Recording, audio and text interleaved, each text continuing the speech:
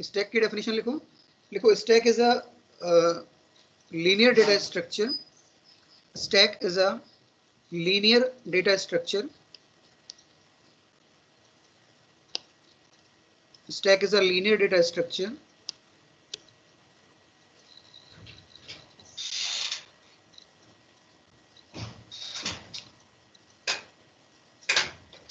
Stack is a linear data structure which has only one end.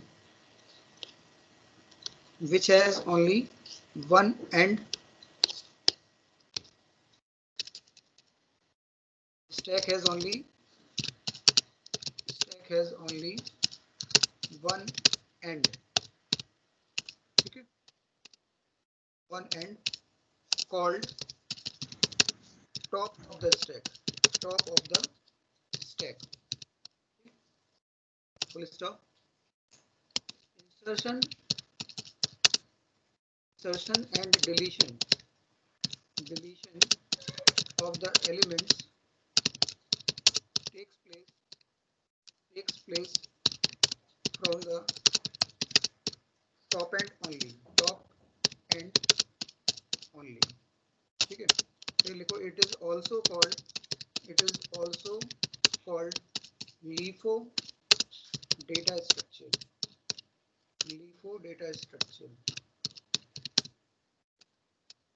Next line से लिखना on insertion, light नहीं आ रही क्या? On insertion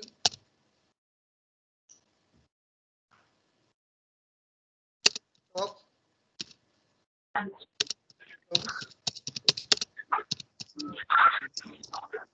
ठीक है, and on deletion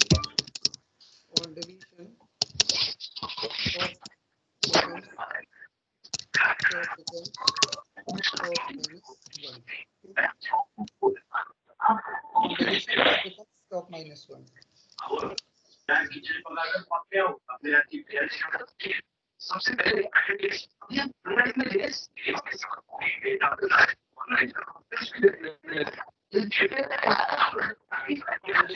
becomes stock minus 1.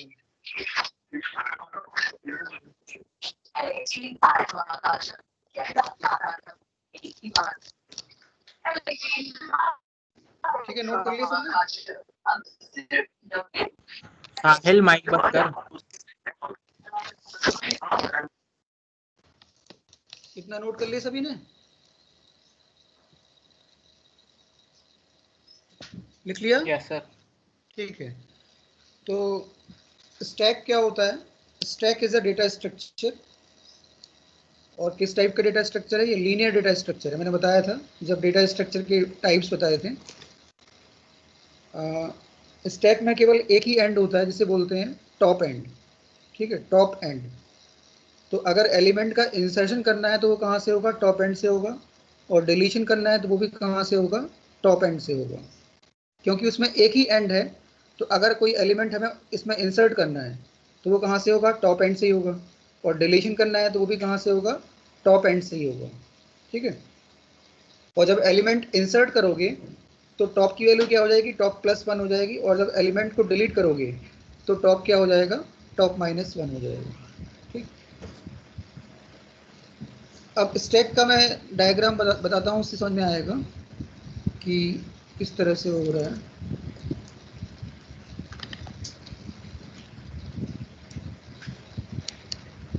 Sir LIFO क्या होता है?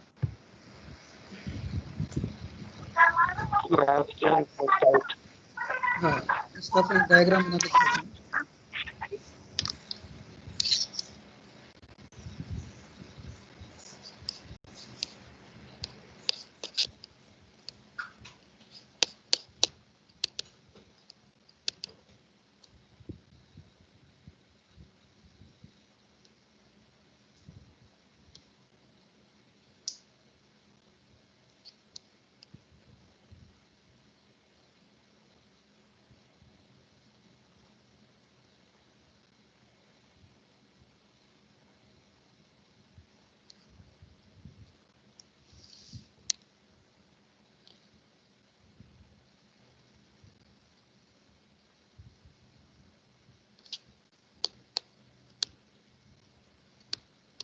ठीक है। अब स्टैक में मैं बता रहा हूँ किस तरह से स्टैक काम करेगा।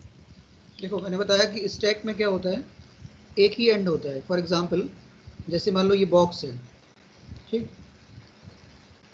तो अब इसमें क्या होगा कि ये इसका टॉप एंड होगा, यहाँ टॉप है ये, तो और ये इसका ये जो बैक एंड है वो क्लोज है। तो हमें कोई एलिमेंट अगर इस बॉक्स के अंदर इंसर्ट करना है तो वो कहाँ से होगा, टॉप एंड से ही होगा, ठीक। तो सपोज अभी इसमें मैंने मान लिया इस तरह से,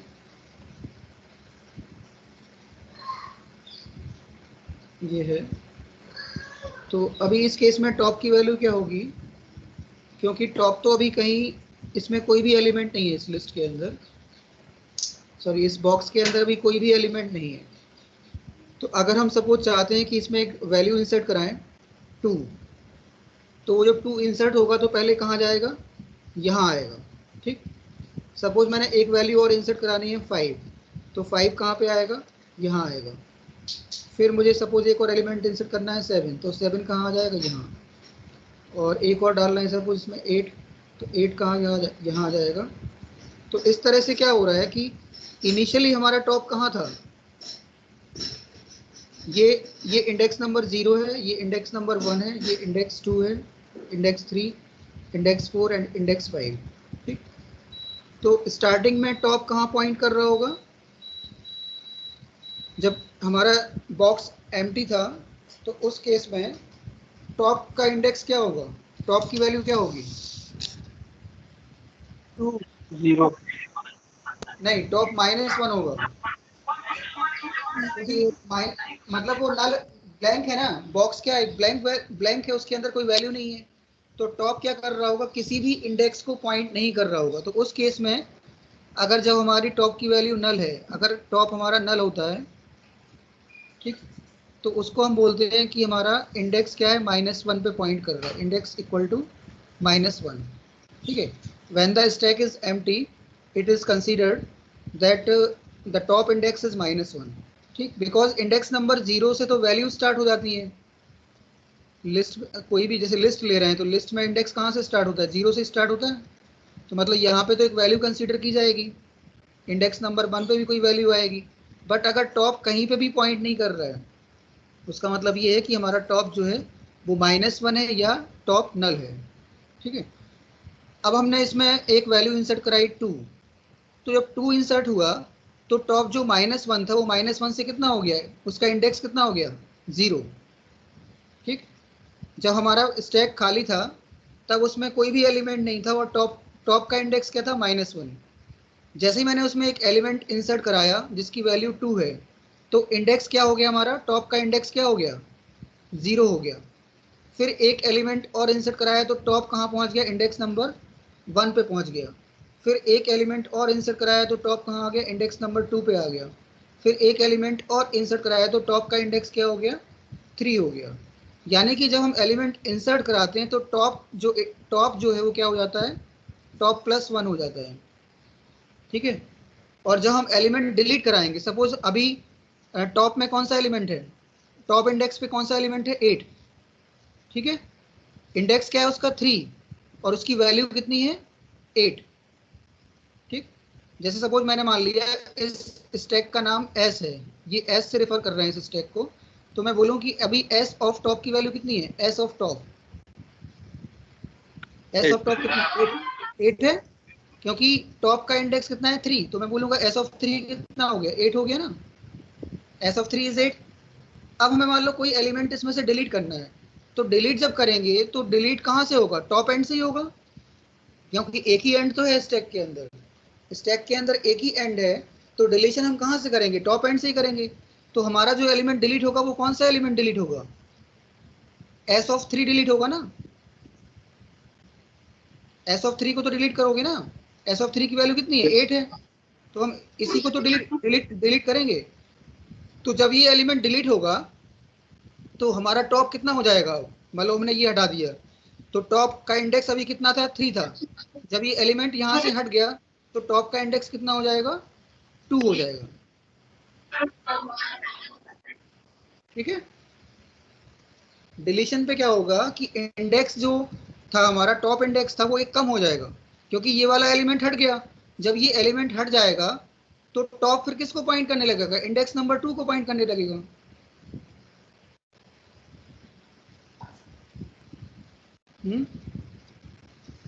मैं फिर से थोड़ा क्लियर बताता हूँ इसको। इस तरह से देखो, इस तरह से ये हमने इसमें एलिमेंट्स मान रहे हैं, इसको इंडेक्स मान ले रहे हैं इसको। ये क्या है कि जब कोई भी एलिमेंट नहीं है तो टॉप की वैल्यू क्या होगी?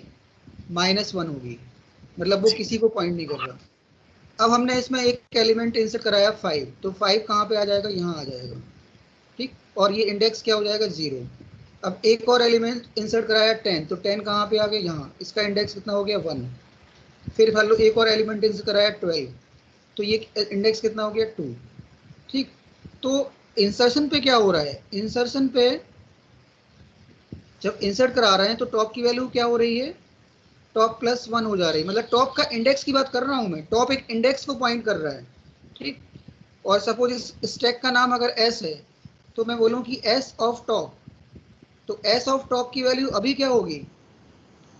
मतलब एस ऑफ टॉप, टॉप का इंडेक्स कितना है? 12 होगी।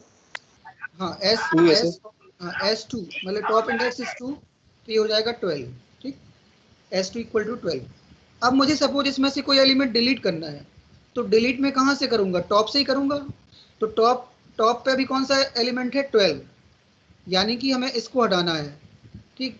तो जब ये हटेगा तो हमारा इंडेक्स कहाँ पॉइंट चला जाएगा? टॉप कहाँ चला जाएगा? इंडेक्स नंबर 1 पे चला जाएगा, ठीक है। जब ये एलिमेंट डिलीट होगा तो इंडेक्स नंबर 2 तो खाली हो जाएगा, इंडेक्स नंबर 2 पे कुछ होगा नहीं। तो टॉप कहाँ पॉइंट कर रहा होगा? इंडेक्स नंबर 1 पे पॉइंट कर रहा होगा। यानी कि डिलीशन पे क्या होता है? टॉप जो होता है, टॉप इंडेक्स होता है, उसकी वैल्यू कितनी हो जाती है? टॉप -1 हो जाती है, ठीक है। On deletion top becomes top -1 and on insertion top becomes top +1। Top का मतलब ये है कि top is a index, top is not a value, top is an index. लेकिन मैं अगर बोलूं एस ऑफ टॉप तो फिर ये एक वैल्यू को दिखाता है। अगर हमारा स्टैक का नाम हमने एस लिया तो एस ऑफ टॉप का मतलब ये हो गया कि now it is indicating a value, but if we are using only top then it is giving the index. Top किसको शो करता है? इंडेक्स को शो करता है। और अगर हम एस ऑफ टॉप लिखेंगे तो फिर वो एक वैल्यू को शो करेगा, ठीक है। तो इसको किसको शो करेगा? एक वैल्यू को शो करेगा। ये क्लियर हुआ? इतना समझ में आया? Yes sir. हाँ, इतना समझ में आ गया। जैसे कि मैं एक एग्जाम्पल लूँ कि सपोज ये हम कोई बुक्स हैं, स्टैक का मतलब होता है एक हीप टाइप का। जैसे कि सपोज मैंने ये एक बुक है मेरे पास, मैंने एक ये बुक ये रख दी, अब इसके ऊपर एक बुक और प्लेस कर दी, एक बुक और प्लेस कर दी, इस तरह से, ठीक। तो इस तरह से मैं एलिमेंट को इंसर्ट कराता जा रहा हूँ, ठीक। तो अब मेरा इनिशियल इंडेक्स जब स्टार्टिंग में जब कुछ भी नहीं था तो टॉप कितना था? -1 था, टॉप की वैल्यू -1 थी। फिर मैंने इसमें एक बुक प्लेस कर दी, किसी बॉक्स के अंदर एक बुक प्लेस कर दी, तो टॉप का इंडेक्स क्या हो गया? 0 हो गया। फिर एक और बुक प्लेस कर दी तो टॉप का इंडेक्स कितना हो गया? 1 हो गया। फिर एक और बुक प्लेस की तो इंडेक्स 2 हो गया, एक और बुक प्लेस की तो 3 हो गया, एक और बुक प्लेस की तो 4 हो गया, ये 5 हो गया, ठीक। अब सपोज मुझे इसमें से इस ये जो मेरा एक स्टैक बन गया, अब इस स्टैक में से मुझे कोई बुक हटानी है तो कौन सी बुक पहले हटेगी? नीचे वाले की ऊपर वाली? तो ऊपर वाली। क्योंकि ऊपर वाली। इसमें केवल एक ही एंड है, इस बॉक्स के अंदर केवल एक ही एंड है। तो जब हम इसको डिलीट करेंगे किसी आइटम को तो आइटम कहाँ से डिलीट होगा? ऊपर से तो डिलीट होगा, यानी 5 वाला हट जाएगा। तो फिर उसमें क्या बचेगा? इंडेक्स नंबर 0 बचेगा, 1 बचेगा, 2 बचेगा, 3 बचेगा और 4 बचेगा। और इंडेक्स नंबर 5 जो है वो ब्लैंक हो जाएगा, मतलब वहाँ पे कोई वैल्यू नहीं आएगी। वो इंडेक्स तो एग्जिस्ट करेगा बट उस इंडेक्स पे वैल्यू क्या हो जाएगी? ब्लैंक हो जाएगी, ठीक है। तो स्टैक मीन्स हो गया कि it is a data structure, linear data structure which has only one and called top of the stack. उस एंड को क्या बोलते हैं? Top of the stack. And whenever we insert an element in the stack, top becomes top +1 and on deletion top becomes top -1, ठीक है। ये चीज ध्यान रखना कि अगर हम एलिमेंट को इंसर्ट कराएंगे तो टॉप इंडेक्स जो है वो +1 इंक्रीमेंट कर जाएगा, और जब हम एलिमेंट को डिलीट कराएंगे तो टॉप इंडेक्स एक वैल्यू डिक्रीमेंट कर जाएगा, डिक्रीज कर जाएगा। ठीक है, अब समझ में आ गया होगा कि स्टैक क्या होता है। ठीक, अब स्टैक को हमें इम्प्लीमेंट करना है, और स्टैक को इम्प्लीमेंट करने के लिए हम किसका यूज़ करेंगे? लिस्ट का यूज़ करेंगे। ठीक, स्टैक का इम्प्लीमेंटेशन कैसे करेंगे? Using list. चल ही रहा इसमें। मैं क्या करूँगी? लव लिखो।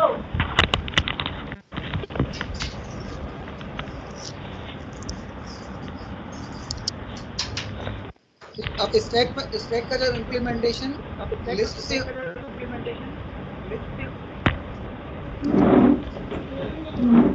लिख लिया बेटा, डी डालो। माइक ऑफ कर लो, किसका ऑन है? तूने कर लिया फिर? माइक ऑफ कर लो, किसका है?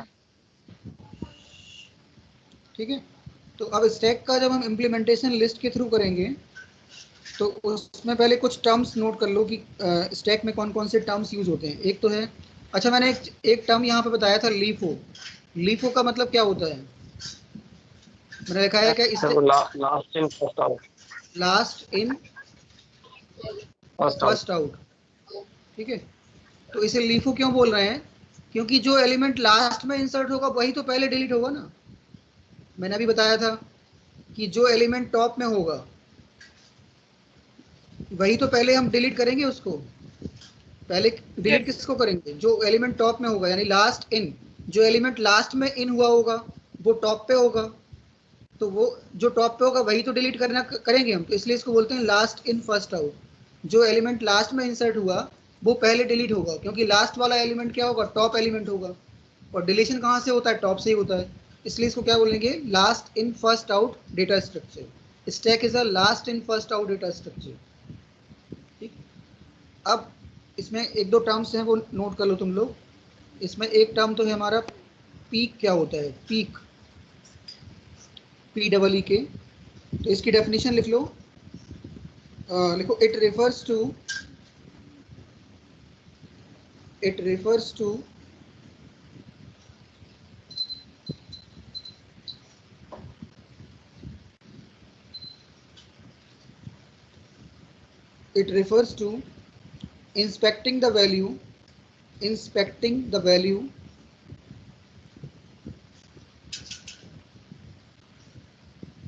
inspecting the value at the top of the stack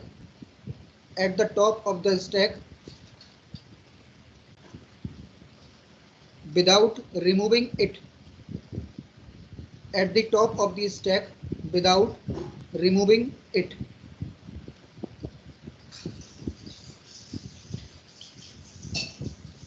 Without removing it. It is also called, this operation is also called inspection. This operation is also called inspection. This operation is also called। ठीक है, तो peak means क्या होता है कि stack के top पे जो एलिमेंट है, मतलब टॉप इंडेक्स पे, मान लो अभी हमारा टॉप इंडेक्स यहाँ पे है, मान लो this is the top index. तो टॉप इंडेक्स पे जो वैल्यू है उसको हम चेक करते हैं। ठीक, तो उसे हम क्या बोलेंगे? That is called peak of the stack. Peak of the stack means the value which is at the top of the stack. We are inspecting the value, मतलब we are checking that which value is existing at the top of the stack. Then this operation is called inspection, and it is also referred as peak. What is the peak of the stack? जैसे मैं पूछूं कि stack का peak क्या है, तो तुम क्या बोलोगे कि stack के top पे जो value है that is the peak value. That is the peak value of the stack. ठीक है, समझ में आया? पीक का मतलब ये हुआ कि स्टैक के टॉप पे जो वैल्यू है उसको फाइंड आउट करना या उसको चेक करना, that is called peak operation. ठीक है, तो ये समझ में आ गया what is the meaning off peak operation. Now second term is overflow. एक टर्म और है ओवरफ्लो। ओवरफ्लो का क्या मीनिंग होता है? ठीक, सर हाँ पीक में टॉप वैल्यू को फाइंड करते। हाँ, पीक में टॉप वैल्यू को चेक करते हैं कि टॉप वैल्यू क्या है हमारी। ठीक है, टॉप इंडेक्स नहीं, टॉप वैल्यू। देखो इंडेक्स चीज अलग होती है, उस इंडेक्स पे वैल्यू क्या है, टॉप इंडेक्स पे क्या वैल्यू है उसे बोलते हैं पीक। ठीक है, नेक्स्ट है ओवरफ्लो। ओवरफ्लो मतलब नोट कर लो इसमें, लिखो it is a type of, it is a type of error. It is a type of error or a situation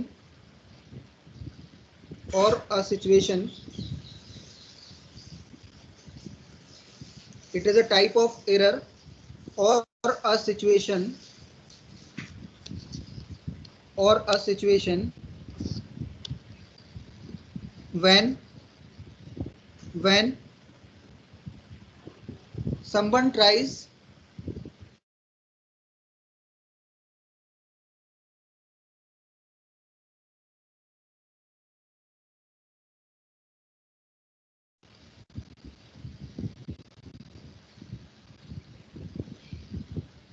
when someone tries to insert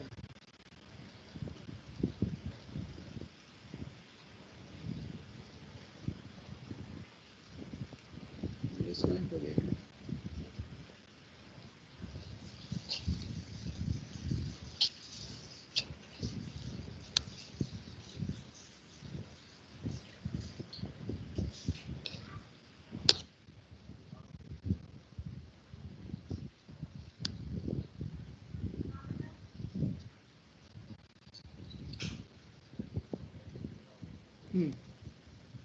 When someone tries to insert, note किया इतना?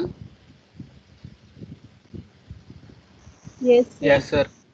हाँ, इसके आगे लिखो try to insert an element in the stack,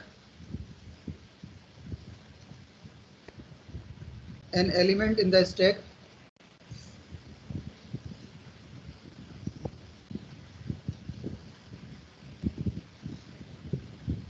that is full, that is full।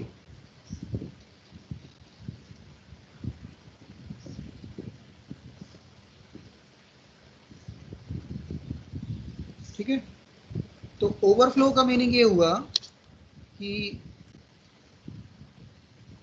Overflow के case में जैसे कि सपोज मेरे पास एक ये स्टैक है और इस स्टैक के अंदर सपोज ये इंडेक्स नंबर 0 है, ये इंडेक्स नंबर 1 है, index number 2, index 3, index 4, index 5। ठीक, तो अब इस स्टैक के अंदर हम कितने एलिमेंट इंसर्ट करा सकते हैं? मैक्सिमम 6 एलिमेंट्स इंसर्ट करा सकते हैं। तो इन केस सपोज हमने सारे एलिमेंट इंसर्ट करा दिए 2, 3, 4, 5, 6, 7। ठीक, तो अभी हमारा स्टैक क्या हो गया? इस टाइम पे स्टैक क्या है? फुल हो गया, क्योंकि लास्ट इंडेक्स तक एलिमेंट इंसर्ट हो चुके हैं। क्योंकि लास्ट इंडेक्स क्या है? 5, यानी कि जो टॉप इंडेक्स है उसकी वैल्यू कितनी है? 5। तो टॉप इंडेक्स तक हमने वैल्यू फिल करा दी up to the last element of the maximum capacity of this stack is 6 elements and we have already inserted all the elements in the stack। ठीक, now we are trying to insert one more element। तो इस case में फिर क्या होगा कि it will give an error because the maximum size of the stack is already filled। ठीक है, so it means that we cannot insert now, we cannot insert more elements now। ठीक, so this situation is called overflow। Overflow means when the stack is filled completely and we are trying to insert more element। समझ में आया? Overflow का मतलब क्या होता है? जब कोई चीज पूरी भर गई है और उसमें हम फिर से कुछ भरने की कोशिश कर रहे हैं तो वो ओवरफ्लो ही होगा ना। ठीक है। इसका मतलब ये हुआ कि स्टैक हमारा कंप्लीटली फुल हो चुका है और उसमें हम और एलिमेंट इंसर्ट करने की कोशिश करेंगे, तो वो सिचुएशन में क्या होगा कि एरर, प्रोग्राम क्या करेगा, एरर शो करेगा, because the stack is already full and we can not insert more element. ठीक है, समझा गया? ओवरफ्लो का मतलब क्या होता है। Now next term is underflow.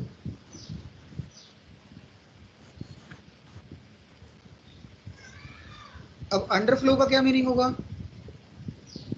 Underflow का मीनिंग ये होगा कि सपोज ये स्टैक है हमारा और स्टैक के अंदर कोई भी एलिमेंट नहीं है अभी, मतलब स्टैक हमारा ये इंडेक्स 0 है, 1 है, 2 है, 3 है, 4 है और 5 है। तो मैक्सिमम कैपेसिटी कितनी है इसकी? 6 एलिमेंट्स की, बट हमने इसमें अभी कोई भी एलिमेंट इंसर्ट नहीं कराया, तो टॉप की वैल्यू क्या होगी? जब स्टैक के अंदर कोई भी एलिमेंट नहीं है तो टॉप की वैल्यू क्या होगी? टॉप इंडेक्स की वैल्यू क्या होगी? -1। तो जब स्टैक के अंदर कोई एलिमेंट ही नहीं है और हम चाह रहे हैं कि स्टैक से कोई एलिमेंट हम डिलीट करें, ठीक, तो डिलीट कैसे होगा? जब एलिमेंट एग्जिस्ट ही नहीं कर रहा है तो डिलीट नहीं कर सकते। ठीक, तो अंडरफ्लो कब होगा? जब स्टैक खाली है और हम एलिमेंट को डिलीट करने की कोशिश कर रहे हैं। ठीक, अंडरफ्लो की सिचुएशन कब बनती है? जब हम स्टैक में से कोई एलिमेंट डिलीट करते हैं और स्टैक हमारा ब्लैंक है, स्टैक के अंदर कोई भी एलिमेंट नहीं है, तो वो क्या हो जाएगा? अंडरफ्लो हो जाएगा। और ओवरफ्लो कब होता है? जब हम स्टैक में कोई एलिमेंट इंसर्ट कराने जा रहे हैं बट स्टैक ऑलरेडी फिल्ड है। ठीक है, so these are the 3 situations which are related to the stack. First is called peak operation, peak या inspection, second is called overflow and third is called underflow. Underflow कब होता है? Underflow कब होगा? जब स्टैक ब्लैंक रहेंगे। तो empty में, हाँ, जब एम्प्टी स्टैक के अंदर हम एलिमेंट डिलीट करने की कोशिश करेंगे तब होगा अंडरफ्लो। और ओवरफ्लो कब होगा? जब हम स्टैक कंप्लीटली फिल्ड है और उसमें हम कुछ एलिमेंट इंसर्ट करने की कोशिश करेंगे तो ओवरफ्लो हो जाएगा। ठीक, so these are the 3 terms which are related to the stack. First is called peek, second is called overflow and third is called underflow. ठीक, अब इसके बाद हमें इसका प्रोग्राम बनाना है, यानी स्टैक को इम्प्लीमेंट करना है। ठीक, तो स्टैक का जो इम्प्लीमेंटेशन है, इम्प्लीमेंटेशन ऑफ स्टैक, इम्प्लीमेंटेशन का मतलब ये है कि उसको प्रोग्रामेटिकली उसको क्रिएट करना है। इम्प्लीमेंटेशन ऑफ स्टैक, स्टैक हम कैसे बनाएंगे? ठीक है, तो उसके लिए एक प्रोग्राम लिखना पड़ेगा और वो प्रोग्राम जो है हम इम्प्लीमेंटेशन में किसका यूज़ कर रहे हैं? Implementation of stack using list. ठीक, जैसे मैंने बताया था कि कंपाउंड डेटा स्ट्रक्चर किससे बनता है? सिंपल डेटा स्ट्रक्चर से बनता है ना। डेफिनेशन लिखाई थी तो बताया था कि compound data structures are made up of from simple data structure. So अभी हमें स्टैक बनाना है, तो स्टैक हमारा क्या है? कंपाउंड डेटा स्ट्रक्चर है। तो स्टैक को बनाने के लिए हम किसका यूज़ कर रहे हैं? लिस्ट का यूज़ कर रहे हैं, बिकॉज लिस्ट क्या हमारा एक सिंपल डेटा स्ट्रक्चर है। तो using simple data structure we can create compound data structure. So in this case we are creating a stack using the list. ठीक, तो लिस्ट के थ्रू कैसे बनाना है, इसमें पूरा प्रोग्राम है, काफ़ी बड़ा प्रोग्राम है ये, क्योंकि इसमें इन्होंने 3-4 फंक्शन डिफाइन किए हुए हैं। ठीक, तो फर्स्ट फंक्शन जो बनाया है इन्होंने वो बनाया है कि पहले हम चेक करेंगे कि स्टैक हमारा एम्प्टी तो नहीं है। फिर दूसरा फंक्शन जो बनाया है वो बनाया है एलिमेंट को इंसर्ट कराने के लिए। ठीक है, और तीसरा फंक्शन जो है वो एलिमेंट को डिलीट कर रहा है। फोर्थ फंक्शन में हम लोग पीक की वैल्यू निकालेंगे कि what is the value off peak.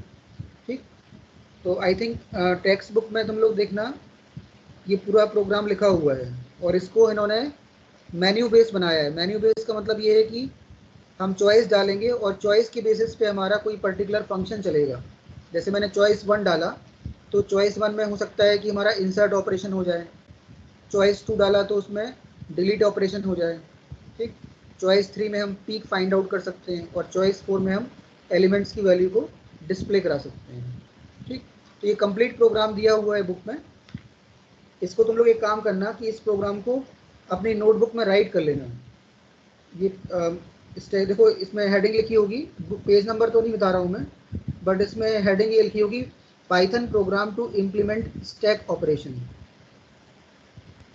ठीक है, ये टेक्स्ट बुक में दे रहे हैं, चैप्टर नंबर 10 में दिया हुआ है Python program to implement stack operation. ये पूरा प्रोग्राम तुम लोग अपनी नोटबुक में राइट कर लेना, और अगर हो सके तो एक बार कंप्यूटर में रन करा के भी देख लेना।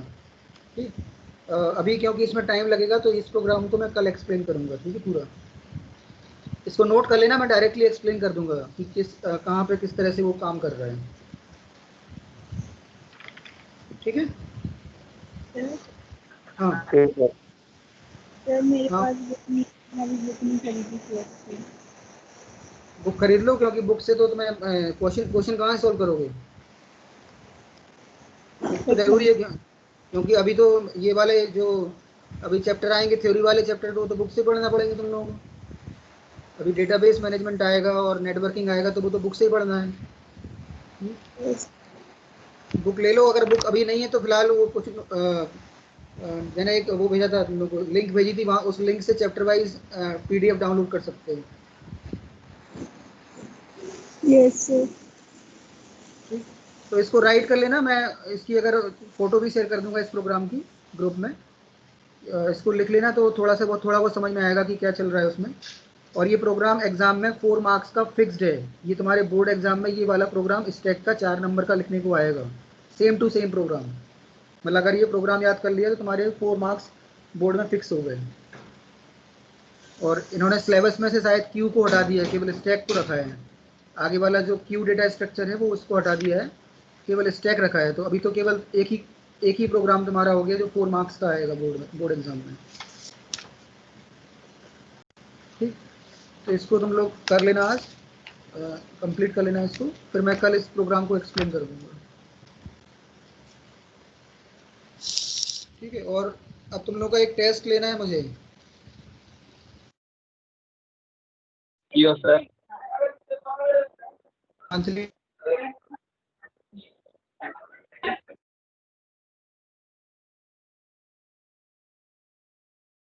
फाइल हैंडलिंग का,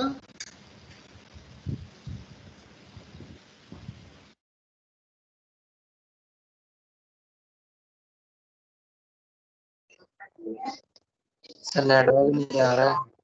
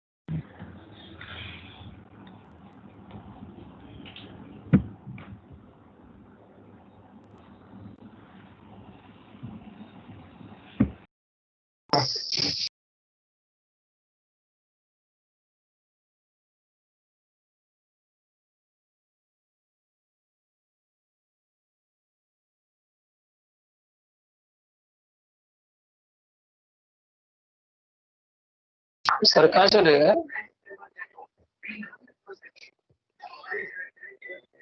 सभी जा रहे हैं।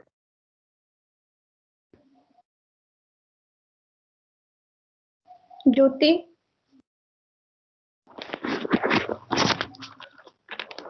ज्योति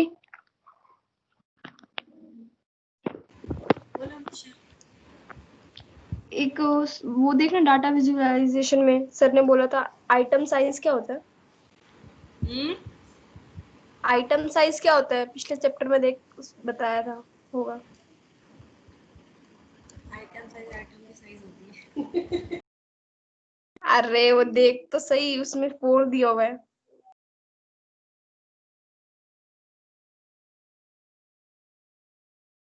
रुक जा देखती हूँ।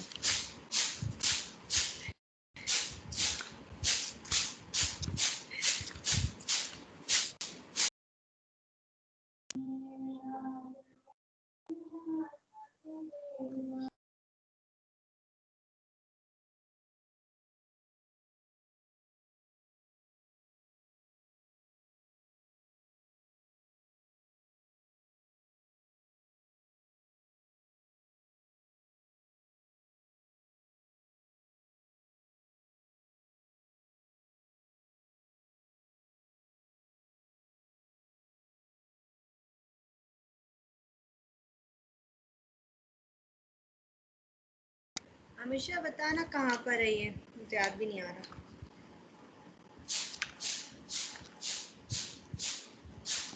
डाटा विजुअलाइजेशन चैप्टर है ना? फाइल हैंडलिंग ना?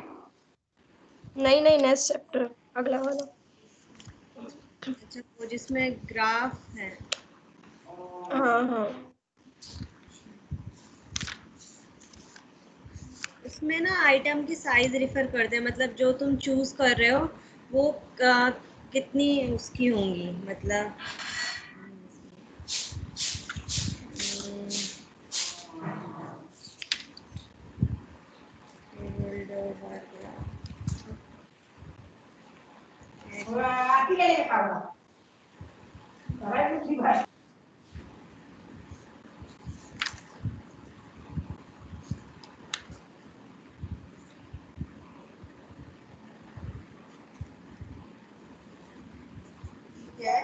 बंद कर दे, बंद कर दे, बंद कर दे, चल बंद कर।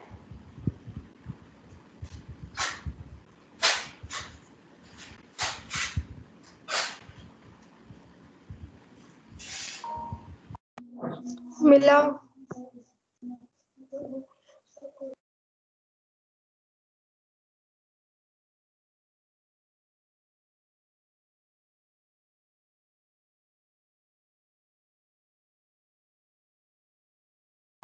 हमेशा मैं तुझे बाद में बताती हूँ, ठीक है?